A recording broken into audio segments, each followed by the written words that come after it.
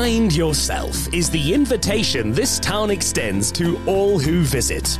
Named after a Scottish reverend, it recently welcomed a new pilgrim in Anglican pastor and travel journalist Jared Rattenberg.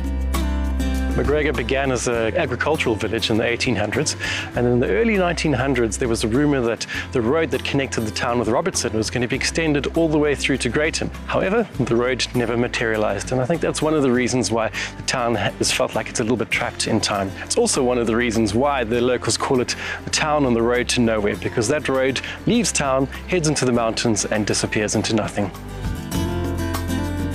McGregor is well known for being an almost perfectly preserved Cape Dutch 19th century village filled with these gorgeous whitewashed cottages, and the embraces of various different types of architecture from Georgian to Cape Dutch and Victorian. Other treasures can be found hidden in this unassuming looking home industry shop. I'm Natalie Ritson. I'm the owner of Flip and Lacquer Romes, and I'm here in Maida McGregor. It's a little community shop where everybody who lives in the community that makes something can bring it and stock it here and sell it here.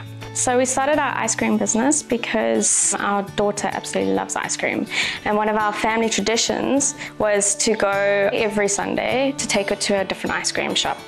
When we got here, there was nowhere to go, and my husband got gifted a recipe book from his granny. He said, well, let's make ice cream. We started making ice cream, and our friends started wanting some ice cream, and then their friends started wanting ice cream, and it all kind of organically grew like that. You guys have come in as outsiders, so what's the process been like of meeting people and getting to know your neighbours? We actually have a funny family joke that as soon as we step out of our house, our daughter says, oh, no, we're going to meet this person or we're going to meet that person. We can never actually leave the front of our house because we just bump into everybody. We're all kind of friendly, and everybody's, I've got something nice to say in the morning. Everybody greets everybody else, and it's just lovely here. We love it. As does another local, Mira Weeder. After managing 2 businesses ran her health off its feet, she rose again through a love of creative cooking, which then became an enterprise. I think if you're not born in McGregor, I'm not sure if you are an actual official McGregorite, but I've been here now for 22 years and I'm so passionate about this little town. I've always loved tourism in South Africa, and it's still a big passion of mine. In the last couple of years, both professionally and personally, there's been a shift in my career more towards the plant-based movement and healing with foods. In 2019, my journey really took a massive change in terms of my health. I was diagnosed with adrenal fatigue and severe burnout, and so I've really used food as a healing modality for myself, and I'm so passionate about it in terms of the healing space and in terms of the sustainability space and what it can do not just for our health but also for the planet as a whole. This is cooking to heal instead of hurt, every recipe being gluten, dairy and refined sugar-free. So I think it's so important to know where your food comes from. So I'm really excited to take you around the garden. We are at the beginning of spring, so we are going to be picking some beautiful speckworm, which is native to South Africa. We're also going to pick some calendula, which is an incredible flower to use in food, also for medicinal reasons.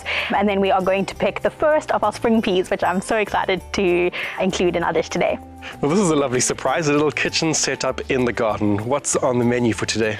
Welcome to my garden kitchen. We are doing a spring celebration today, and our first dish is going to be roasted carrots on a beautiful butter bean puree mash hybrid with a carrot top pesto and some toasted sunflower seeds. I'm cooking the carrots in a little bit of water and then save the water, and you can use it as a base for a broth or a stock. You can freeze it in ice cubes and chuck it into your cooking. It adds beautiful flavor and beautiful, delicious nutrients. So these will steam in here, and then we're going to roast them in the oven, and you are prepping some onions that are going to go into our butter bean mash. Mira is a woman who cooks intuitively and calls herself a serial chucker for the bits and pieces she throws in. But she does post fantastically detailed recipes on her website.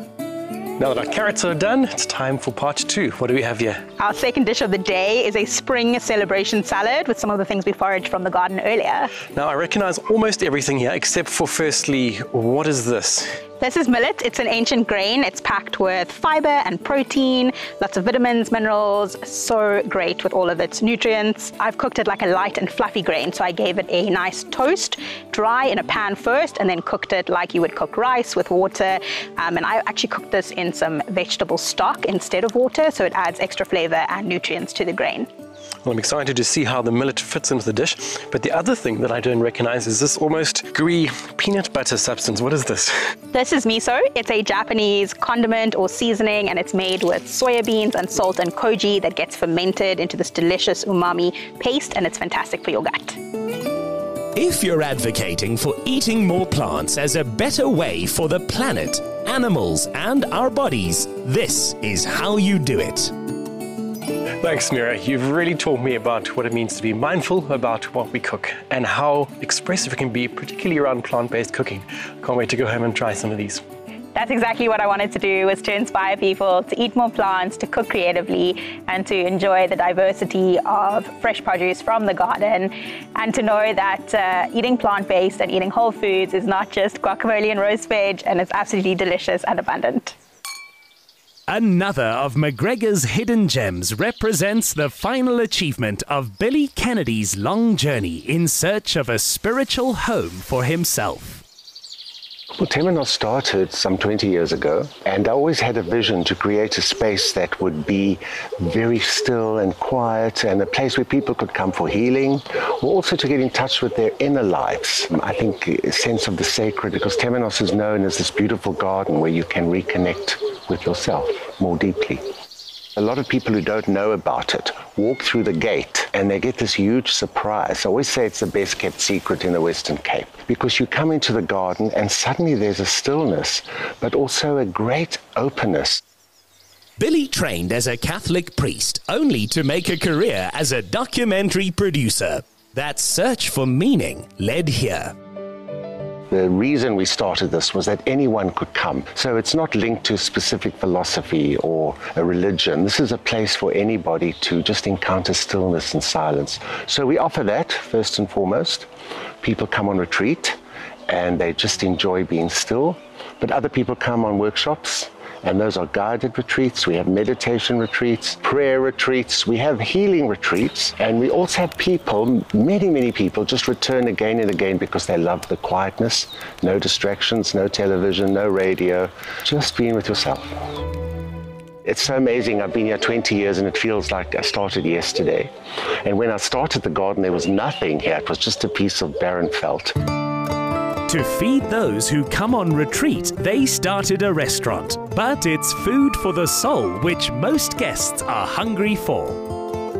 So the chapel is so important because it all began here. And I called it the Little Way because for me, if we're going to talk about the spiritual life, it's not about preaching and going out there. It's more about just having this place to be quiet and live the little way.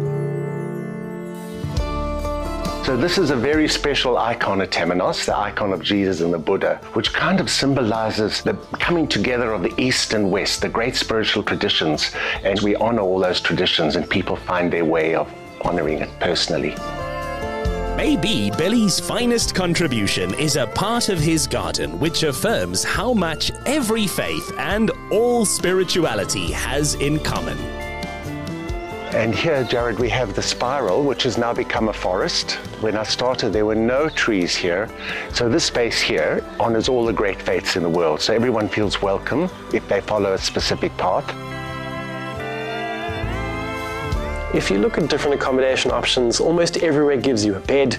It's hopefully comfortable, somewhere to relax and something to eat, but there's something much deeper here. And I think that's why people like myself come here from all over the country, and in fact from different places in the world. They're seeking that deeper experience, and there's something sacred about being here. And I suppose that's what I've discovered from the conversations I've had today with various people who live here and why they've come here.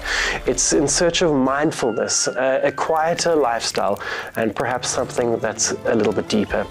And if I'm honest, this is possibly the most peaceful town that I visited in South Africa. In this town on a road to nowhere, Jared Rattenberg has seen that whichever rainbow you're chasing to get here, McGregor is as close to finding a pot of gold as you can get.